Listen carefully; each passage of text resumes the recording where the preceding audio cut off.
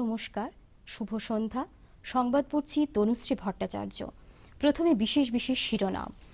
ভারতকে নিরন্তর সমর্থনের জন্য জাপান সরকারকে ধন্যবাদ প্রধানমন্ত্রী নরেন্দ্র মোদীর। ফের কৃষকদের সঙ্গে আলোচনায় বসতে আগ্রহী কেন্দ্র সরকার। কেন্দ্রীয় স্বাস্থ্যমন্ত্রীর অভয় বার্তা, আগামী জানুয়ারি থেকে যে কোনো সপ্তাহে শুরু হতে পারে কোভিড ভ্যাকসিনের টিকাকরণ। গুয়াহাটিতে এক অনুষ্ঠানে 4টি উগ্রপন্থী সংগঠনের 63 সদস্যের আত্মসমর্পণ।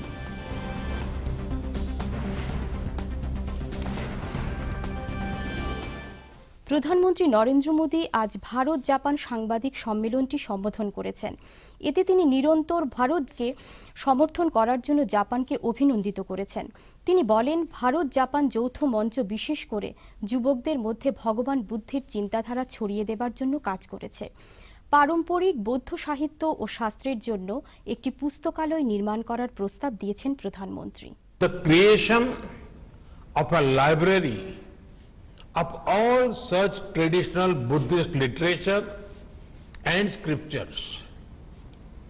We will be happy to create such a facility in India and will provide appropriate resources for it.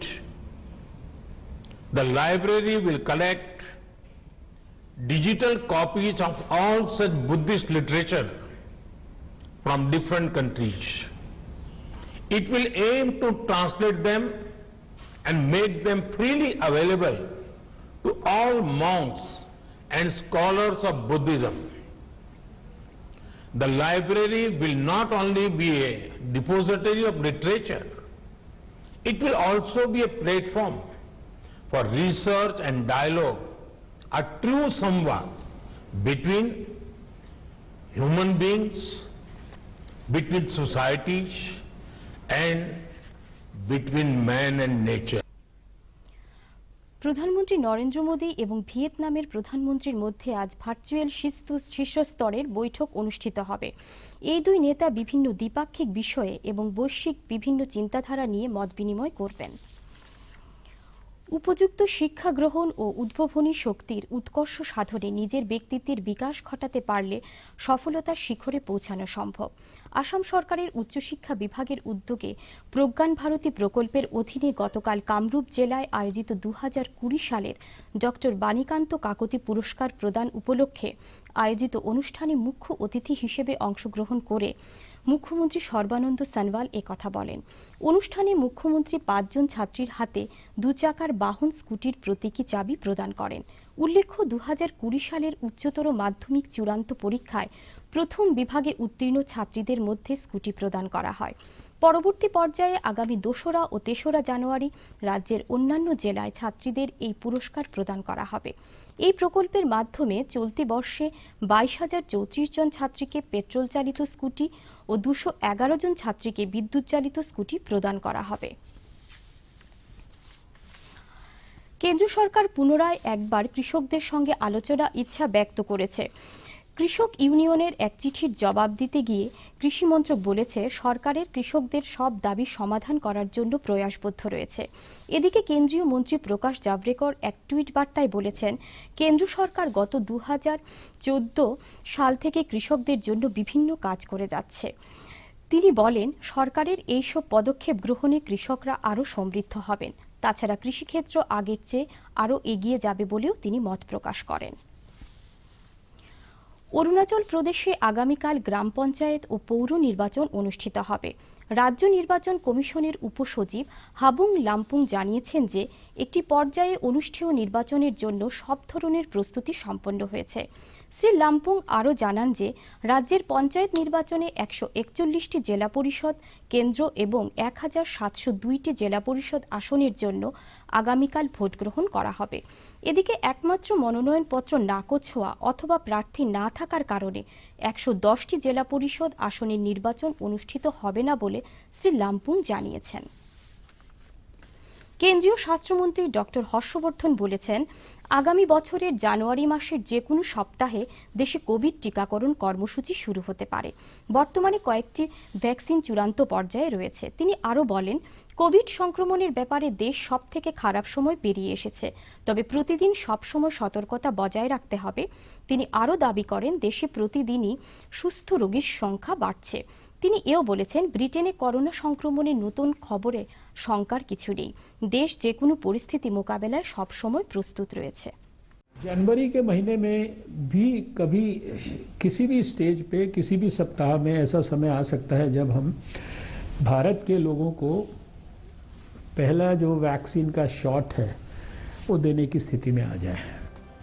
I feel that the worst may probably be over, but with a strong note around caution that we need to be very strictly following the COVID appropriate behavior. We cannot afford to relax on that front. So the major tool against COVID or achieving success in this fight will ultimately be this mask and of course hand hygiene and the physical distance that we are all supposed to follow.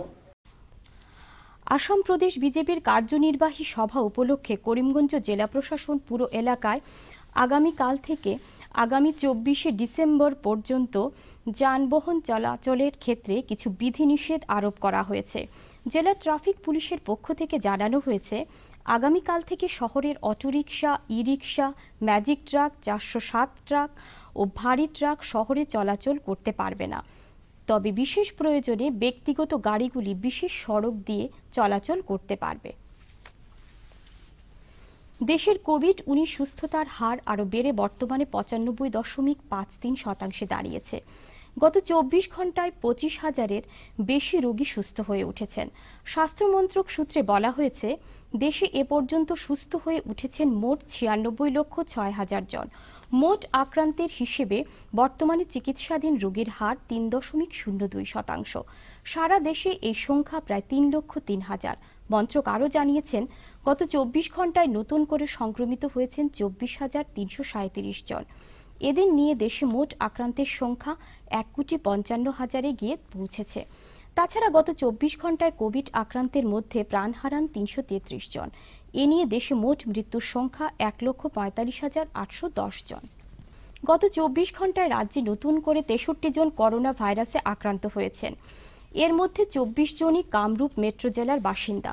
গত 24 ঘন্টায় মোট 10,147 জনের Covid test করা হয়েছে। ফলে এই সময়ের মধ্যে আক্রান্তের হার ছিল 0.62%। এ নিয়ে রাজ্যে মোট আক্রান্তের সংখ্যা দাঁড়িয়েছে 2,15,409।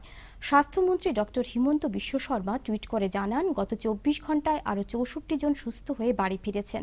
ফলে রাজ্যে মোট সুস্থ রোগীর সংখ্যা হয়েছে 2,10,869 জন।